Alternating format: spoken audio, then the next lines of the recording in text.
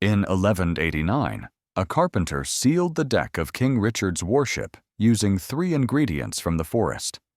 That ship survived storms across the Mediterranean, and still, centuries later, those Viking churches in Norway stand untouched by rot. The secret? They understood something about wood that we've almost forgotten. In 1184, the master carpenters of Bergen, Norway, faced an impossible task.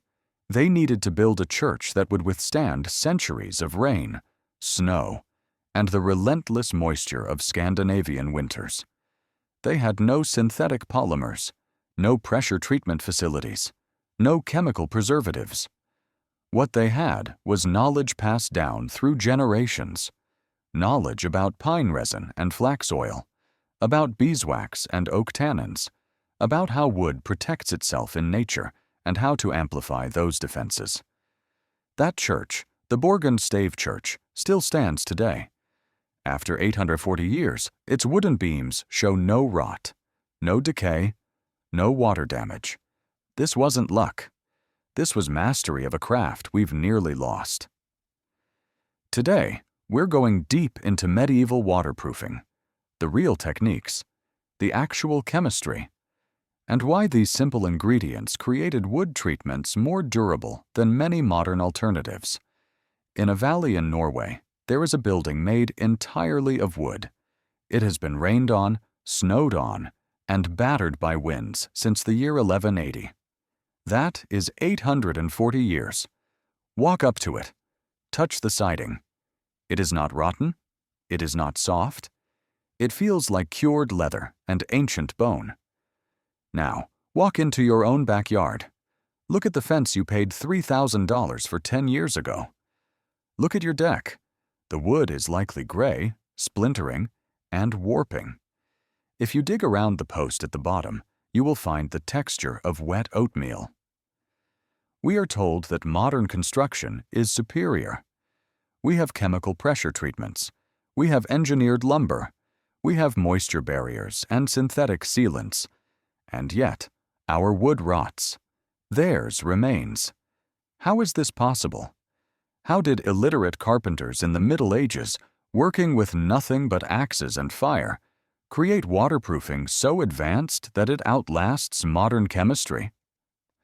The answer is not that trees used to be magic. The answer is that we have fundamentally misunderstood what wood is. We treat wood like a dead material to be coated. They treated wood like a living system to be embalmed. This is the story of the chemistry of survival. Section 1. The biology of rot, the enemy. To understand the solution, you must respect the enemy.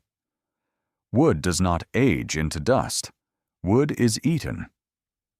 When you look at a rotting log, you are witnessing a feast. Fungi and bacteria are consuming the cellulose and lignin that make up the cell walls of the tree. But these microscopic eaters have a weakness. They are picky eaters. They require 2 things to feast: oxygen and moisture. If you submerge wood completely in water, it survives for centuries, like the foundations of Venice. No oxygen. If you keep wood completely dry, it survives for millennia, like furniture in Egyptian tombs. No moisture. The problem is the Goldilocks zone, the cycle of wetting and drying that happens to every house, ship, and fence. Rain soaks the wood, the sun warms it, and the fungus blooms. Modern construction fights this with poison. When you buy pressure-treated lumber, that green-tinted wood at the hardware store, it has been injected with copper azole or similar biocides. We are essentially making the wood toxic to the fungus. We are poisoning the food supply. But poisons leach out. The water eventually wins. The copper washes away into the soil, and the rot begins. The medieval carpenter had a different philosophy. He didn't try to poison the fungus. He simply made sure the fungus could never get a drink. He didn't coat the wood. He modified its molecular structure to reject water entirely. And he started before the tree was even cut down. Section 2. The winter felling and the axe. If you go to a modern lumber yard, you're buying sapwood. It is the younger, outer rings of the tree. It is like a bundle of open straws. It is designed by nature to suck water up from the ground. It is soft, sugary, and thirsty. The medieval carpenter threw this wood into the fire. He only used the heartwood, the dark, dense inner core of the pine or oak. Heartwood is dead. The tree has already filled these cells with natural resins to stop its own decay. But selection was only step one. The real secret was the tool. Today, we use saws. A saw is a violent instrument. It rips through the wood fibers, tearing them open. If you look at sawn timber under a microscope, it looks like a torn sponge. It is ragged, open, and desperate to absorb moisture. The medieval carpenter used an axe. When you finish a beam with a broadaxe, you are not tearing the fibers. You are crushing them. The impact of the blade smashes the hollow cellulose tubes flat, sealing the surface. A hewn beam has a smooth, slick surface that sheds water like a duck's back. By inventing the sawmill, we gained speed. We could produce 1,000 boards a day. But we sacrificed the natural seal of the hewn face. We opened the door to rot before the house was even built. But even heartwood and hewn surfaces weren't enough for the harsh winters of Northern Europe. They needed a sealant. They didn't have polyurethane. They had something better. They had the blood of the forest. Section 3. Stockholm tar, the chemistry of roots. If you stand near a stave church on a hot day, you can smell it. A sharp, smoky, resinous scent. It smells like a campfire and old leather. That is the smell of Stockholm tar, pine tar. This was the WD-40, the duct tape, and the epoxy of the medieval world. But it is not the tar you see on roads. Road tar is a petroleum product. Asphalt. It sits on top of the surface and eventually cracks.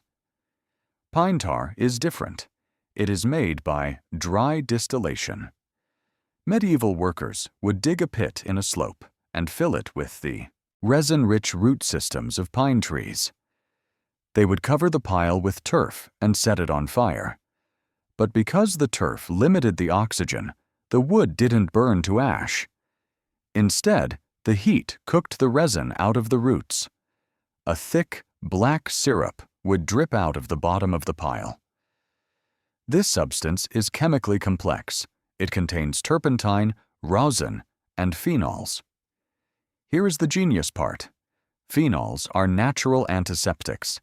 They kill bacteria and fungus. When a medieval carpenter painted hot pine tar onto a building, he wasn't just painting it. The turpentine in the mixture acted as a solvent, carrying the resin and the antiseptic phenols deep into the cellular structure of the wood. Then, the turpentine evaporated. What was left behind? The resin. The resin hardened inside the wood cells. They were essentially fossilizing the outer inch of the timber. They were replacing the water-loving cellulose with water-repelling resin.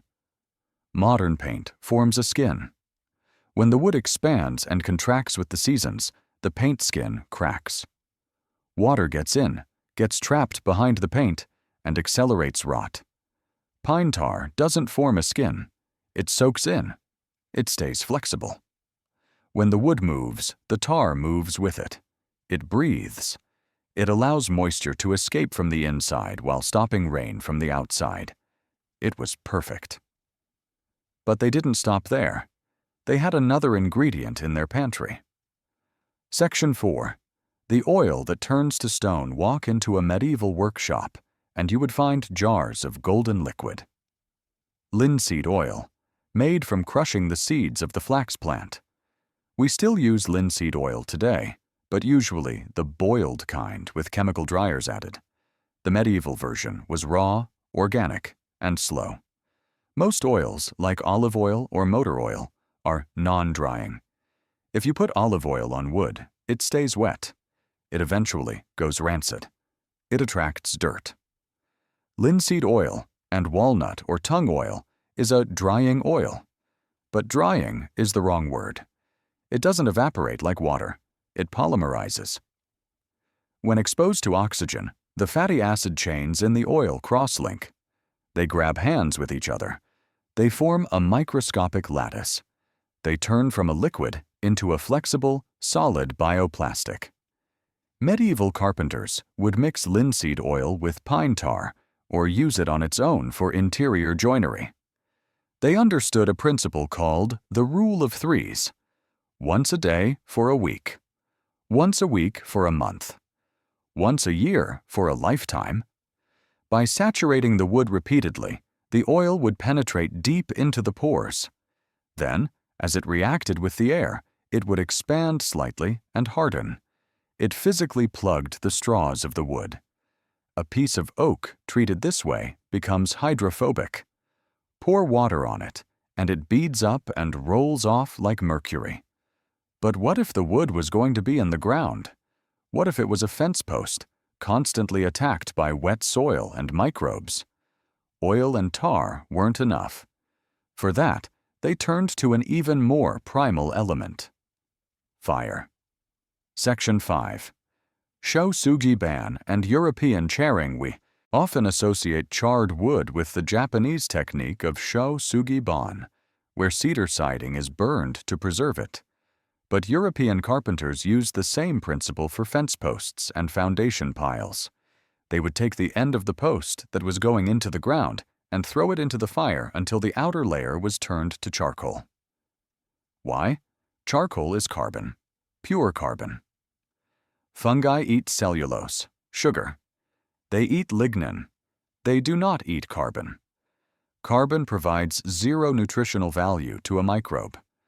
By charring the surface, the carpenter created a firewall against biology. The rot fungi would encounter the post, taste the carbon, and find nothing to eat. They could not penetrate the shield to get to the tasty wood inside.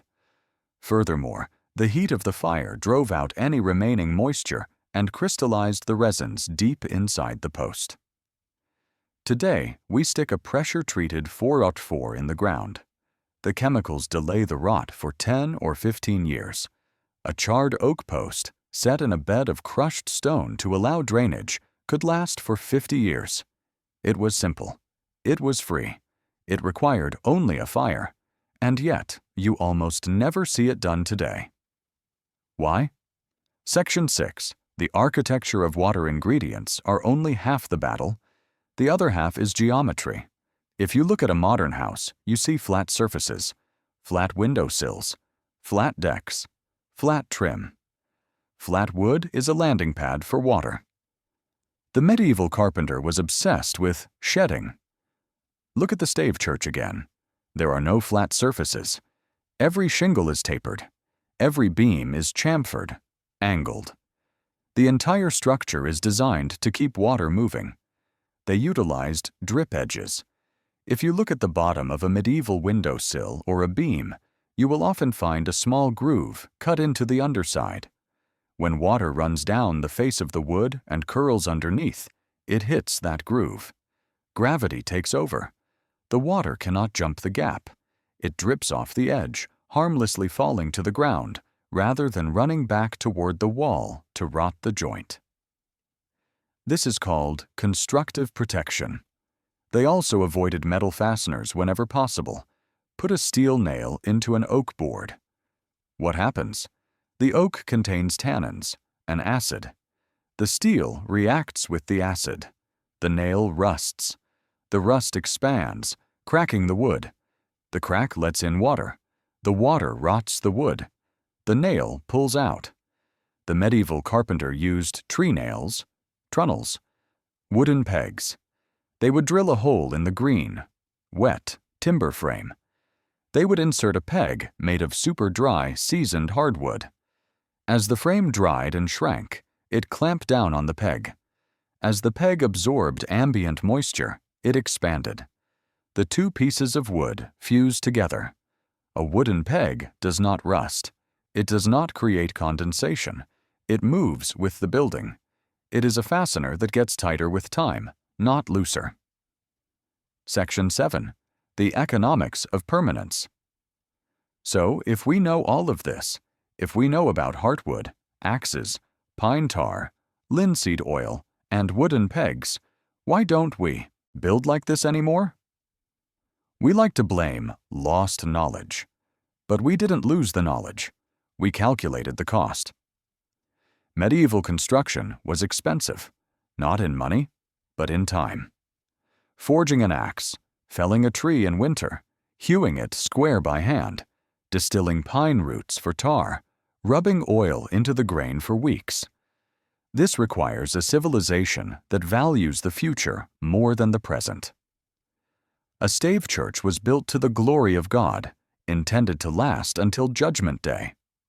A modern house is built to last the length of a 30-year mortgage. We invented mild steel and wire nails because they are cheap. We invented the circular saw because it is fast. We invented pressure treatment because it allows us to use fast-growing, low-quality pine sapwood that would otherwise rot in a year. We traded the forever of the Middle Ages for the good enough of the Industrial Revolution. But there is a flaw in our math. When you account for the cost of replacing that fence 3 times in your life, or rebuilding that deck every 15 years, or repairing the rot in your siding, is modern really cheaper? Or are we just paying on an installment plan? There is a movement growing today. You can see it in the comments of this video. You can see it in the resurgence of timber framing and traditional joinery. People are tired of the disposable world. We are rediscovering that maintenance is not a burden. It is a relationship. When you apply pine tar to wood, you have to do it again in 5 years. You have to inspect the building.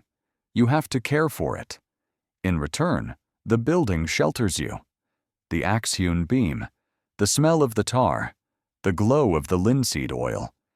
These are things that connect us to the physical reality of the world. The stave churches of Norway are not standing today by accident. They are standing because 30 generations of people cared enough to brush the tar on the walls. If you want to build something that lasts, stop looking for a better chemical in the hardware store. Look at the forest, look at the fire, and look at the past. They already solved this problem. We just stopped listening.